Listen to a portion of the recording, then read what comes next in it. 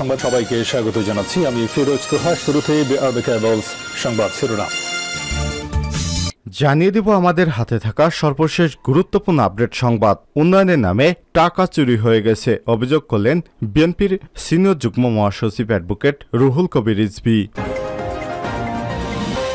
এরপর জানিয়ে দিব তৃতীয় ধাপে উপজেলা নির্বাচন, ভোটার উপস্থিতি নিয়ে অস্বস্তিতে আওয়ামী লীগ। ভোটার উপস্থিতি আশানুরূপ করতে প্রয়োজনীয় পদক্ষেপ নিয়েছে দায়িত্বপ্রাপ্ত নেতারা, এরপরও ভোটার উপস্থিতি অনেক কম। জানিয়ে দিব 4 কেজি মাংসের টুকরো উদ্ধার, যা বললেন এমপি আনার কন্যা। ঝিনাইদহ 4 আসনের সংসদ সদস্য এমপি আনারুল আজিম আনার হত্যাকাণ্ডের ঘটনায় তার মরদেহের খণ্ডিত অংশের খোঁজে কলকাতার বিভিন্ন এলাকায় চলছে শ্বাসরুদ্ধকর অভিযান। হত্যাকাণ্ডের 15 দিন পেরোলেও এখন পর্যন্ত তার সম্পূর্ণ মরদেহ উদ্ধার করা সম্ভব হয়নি। শেষ পর্যন্ত এমপি আনারের মরদেহের 4 কেজি মাংসের টুকরো উদ্ধার করেছে ভারতের গোয়েন্দা সংস্থা সিআইডি। জানাবো বিস্তারিত, সঙ্গেই থাকুন। এদিকে মুন্সিগঞ্জে তৃতীয় ধাপে উপজেলা নির্বাচনে ভোটকেন্দ্রে নেই ভোটারদের সেই চিরচেনা লাইন। মুন্সিগঞ্জ সিরাজদি খান উপজেলার বালুচর ইউনিয়নের মোল্লাকান্দি সরকারি প্রাথমিক বিদ্যালয়ের ভোটকেন্দ্রে এজেন্ট না থাকায় সময়মতো ভোট শুরু হয়নি এবং সেখানে পর্যবেক্ষণ করে দেখা গিয়েছে ভোটকেন্দ্রে কোনো ভোটারও নেই। জানিয়ে দিব আজ ঢাকায় আসছেন আইএমওর মহাসচিব। বাংলাদেশ সফরে আসছেন ইন্টারন্যাশনাল মেরিটাইম অর্গানাইজেশন আইএমওর মহাসচিব আর্সেনিও অ্যান্টোনিও ডোমিনগেস ভেলাস্কো। আজ বুধবার 29 মে রাতে তারা ঢাকায় পৌঁছানোর কথা রয়েছে। তিনি আইএমওর 10তম মহাসচিব। এবং সর্বশেষ জানিয়ে দিব 43 দেশে শান্তি প্রতিষ্ঠায় শহীদ হয়েছেন 168 বাংলাদেশি শান্তিরক্ষী বাহিনী। আজ আন্তর্জাতিক জাতিসংঘ শান্তিরক্ষী দিবস। আন্তর্জাতিক জাতিসংঘ শান্তিরক্ষক দিবস উপলক্ষে বিশ্বের অন্যান্য দেশের মতো বাংলাদেশেও যথাযোগ্য মর্যাদায় এবছরে এই দিবসটি পালন করা হচ্ছে। জাতিসংঘ শান্তিরক্ষা কার্যক্রমে অংশগ্রহণকারী বিশ্বের সব দেশের শান্তিরক্ষীদের অসামান্য অবদানকে গভীর শ্রদ্ধার সঙ্গে স্মরণ করা হবে। জীবনের ঝুঁকি নিয়ে পেশাদারিত্বের পাশাপাশি আত্মমানবতার সেবা নিয়ে বিশ্বের 43টি দেশে শান্তি প্রতিষ্ঠা করেছে বাংলাদেশের সেনাবাহিনী। 63টি জাতিসংঘ মিশন সফলতার সঙ্গে সম্পন্ন করেছে আমাদের দেশের সামরিক বাহিনীর সদস্যরা।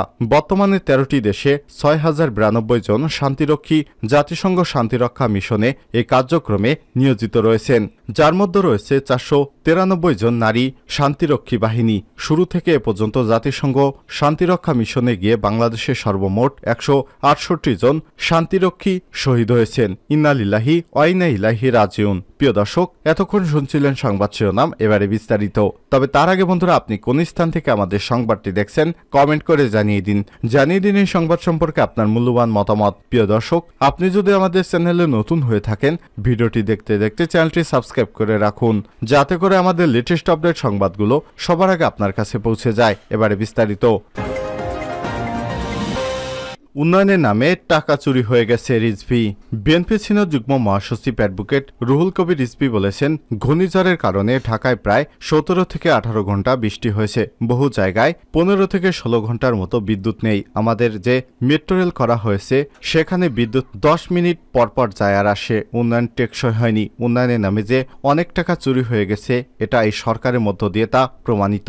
আর জাতীয় প্রেস ক্লাবের সামনে জাতীয়তাবাদী প্রকাশনা পরিষদের উদ্যোগে জিয়াউর রহমান অনন্য রাষ্ট্রনায়ক গ্রন্থের প্রকাশনা অনুষ্ঠানে তিনি এসব কথা বলেন। রুহুল কবির রিজভী বলেন, সাবেক সেনাপ্রধান জেনারেল অবসরপ্রাপ্ত আজিজ আহমেদ এবং পুলিশের সাবেক আইজিপি বেনজির আহমেদের মতো অনেক রূপকথার কাহিনী সরকারের কাছে আরও রয়েছে। দেশ থেকে লক্ষ কোটি টাকা পাচার করা হচ্ছে, লুট হচ্ছে, ব্যাংক শূন্য করা হচ্ছে, রাজকোষ শূন্য হয়ে যাচ্ছে। আমরা তো শুধু দুজনের কথাই শুনেছি, সাবেক সেনাপ্রধান এবং পুলিশ প্রধান। তাদের যে রূপকথার কাহিনী শুনেছি, এরকম আরও সরকারকে নানাভাবে সাহায্য করেছে, গুমখুন এবং নানা অত্যাচারে লিপ্ত ছিলেন। তাদের কাহিনী তো আমরা জানি না।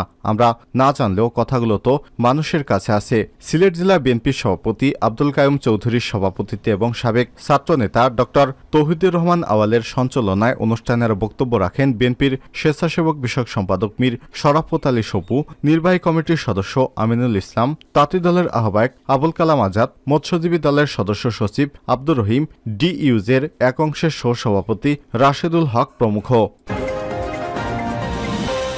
ভোটার উপস্থিতি নিয়ে অস্বস্তিতে আওয়ামী লীগ। উপজেলা পরিষদ নির্বাচনকে অংশগ্রহণমূলক এবং প্রতিদ্বন্দ্বিতাপূর্ণ করতে দলীয় প্রতীক নৌকা রাখেনি আওয়ামী লীগ। বিএনপিবিহীন নির্বাচনে ভোটার উপস্থিতির বিষয়ে মাথায় রেখে দলীয় প্রার্থিতা উন্মুক্ত রাখা হয়, কিন্তু প্রথম দুই ধাপে ভোটার উপস্থিতি আশানুরূপ না হয় এরকম অস্বস্তিতে পড়েছে ক্ষমতাসীন আওয়ামী লীগ। এমন পরিস্থিতিতে আজ অনুষ্ঠিত হচ্ছে তৃতীয় ধাপের উপজেলা নির্বাচন। উল্লেখযোগ্য সংখ্যক ভোটার যাতে ভোটকেন্দ্রে উপস্থিত হন সে লক্ষ্যে প্রয়োজনীয় সব পদক্ষেপ নিয়েছে দলটির দায়িত্বপ্রাপ্ত কর্মকর্তারা। এদিকে তৃতীয় নির্বাচনে দলীয় সংসদ সদস্যদের প্রভাব বিস্তার এবং নিজেদের মধ্যে সংঘাত সহিংসতার ঘটনা রোধ করতে আজও নির্বাচন পর্যবেক্ষণ করছেন তারা।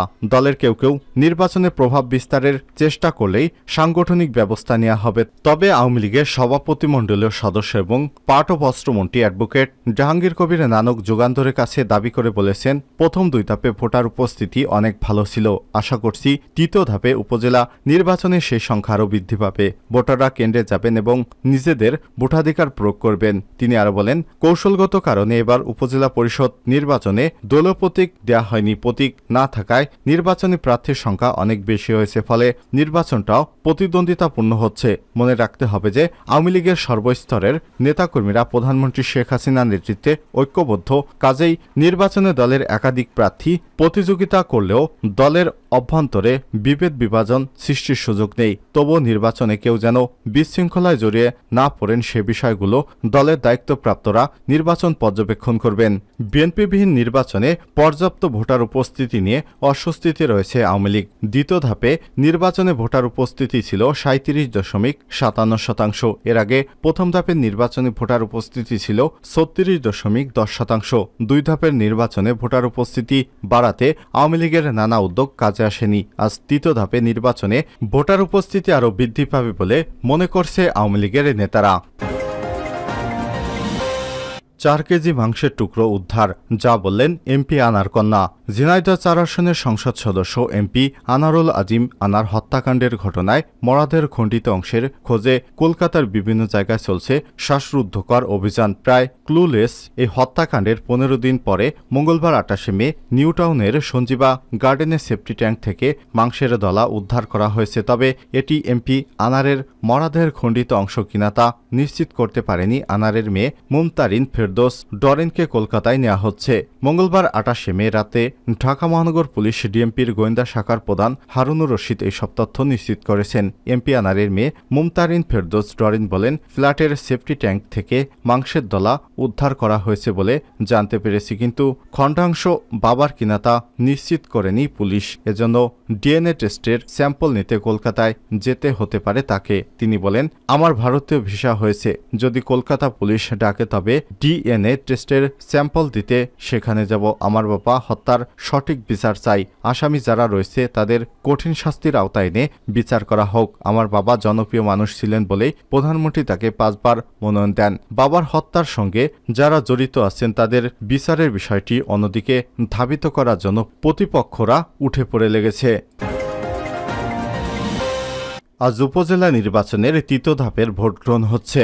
মুন্সিগঞ্জে ভোট কেন্দ্রে নেই ভোটারদের সেই চিরচেনা লাইন। মুন্সিগঞ্জের সিরাজদি খান উপজেলার বালুচর ইউনিয়নের মোল্লাকান্দি সরকারি প্রাথমিক বিদ্যালয়ে ভোটার এবং এজেন্ট না থাকায় সময় মতো ভোট শুরু হয়নি। বুধবার 29 মে সকাল 8টায় কেন্দ্র করে দেখা যায় বিদ্যালয়ের সকাল 8:30 পর্যন্ত প্রতিটি ভোট কক্ষ ছিল ফাঁকা, কেন্দ্র ছিল শূন্য।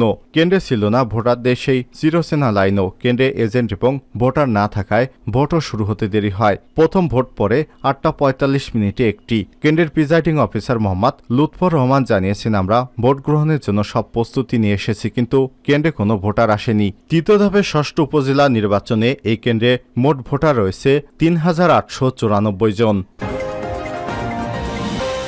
43 দেশে শান্তি প্রতিষ্ঠায় শহীদ হয়েছেন 168 বাংলাদেশি শান্তিরক্ষী বাহিনী। শুরু থেকে এ পর্যন্ত জাতিসংঘের শান্তিরক্ষা মিশনে গিয়ে বাংলাদেশের সর্বমোট 168 জন শান্তিরক্ষী বাহিনী শহীদ হয়েছেন। এর মধ্যে 131 জন সেনাবাহিনীর সদস্য, নৌবাহিনীর 4 জন, বিমান বাহিনীর 9 জন, বাংলাদেশ পুলিশের 24 জন সদস্য রয়েছে। অন্যদিকে বিশ্ব শান্তি প্রতিষ্ঠা করতে গিয়ে 252 জন বাংলাদেশি শান্তিরক্ষী আহত হয়েছেন। এর মধ্যে রয়েছে সশস্ত্র বাহিনীর সেনাবাহিনীর 240 জন এবং পুলিশের 12 জন সদস্য। তার মধ্যে জাতিসংঘ শান্তিরক্ষা মিশনে গুরুত্বপূর্ণ ভূমিকা পালন করছে বাংলাদেশ শান্তিরক্ষীরা। তারা সংশ্লিষ্ট দেশগুলোর জনগণের সঙ্গে মিশে গেছেন। বর্তমানে 9টি জাতিসংঘ শান্তিরক্ষা মিশনে বাংলাদেশি সদস্যরা নিয়োজিত রয়েছেন। 1988 সাল থেকে জাতিসংঘ শান্তিরক্ষা কার্যক্রমে অংশগ্রহণ করে আজ অবধি বাংলাদেশি শান্তিরক্ষী বাহিনীর সর্বোচ্চ পেশাদারী মনোভাব, অনুগত্য এবং সাহসিকতার পরিচয় দিয়ে চলেছেন। তাদের অনন্য অবদানের জন্য আন্তর্জাতিক পরিমণ্ডলে দেশের ভাবমূর্তি উজ্জ্বল রয়েছে। সেনাবাহিনীর নেতৃত্বে আমাদের শান্তিরক্ষীরা শান্তিরক্ষা মিশনে একটি মর্যাদাপূর্ণ অবস্থান নিশ্চিত করতে সক্ষম হয়েছেন। জাতিসংঘ শান্তিরক্ষা মিশনে বাংলাদেশ পুলিশের পদযাত্রা সূচিত হয় 1989 সালে। নামিবিয়া মিশনের মধ্য দিয়ে বাংলাদেশ পুলিশের এ পর্যন্ত 21,453 জন শান্তিরক্ষী বিভিন্ন দেশের বিভিন্ন মিশনে পেশাদারিত্বের সঙ্গে দায়িত্ব পালন করছেন। এর মধ্যে 1,810 জন নারী। বর্তমানে 6টি দেশে পুলিশের 120 জন নারী সহ 364 জন শান্তিরক্ষী নিয়োজিত রয়েছেন। এ পর্যন্ত 24 জন পুলিশ শহীদ হয়েছেন।